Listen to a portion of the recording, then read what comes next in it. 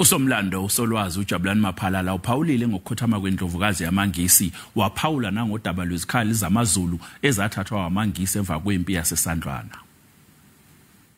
Zonke izikhali ezinjalo sigcine emuseum wakhona khona nenduku enyama lena eyayiphatha mangabe kwenziwa umkhosi wokushwama konke kugcine lapho.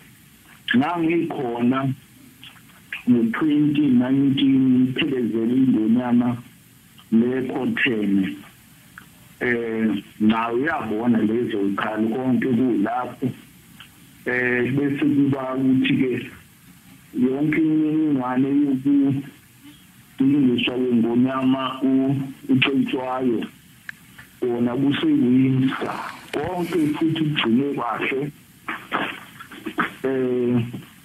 Mina ngokwami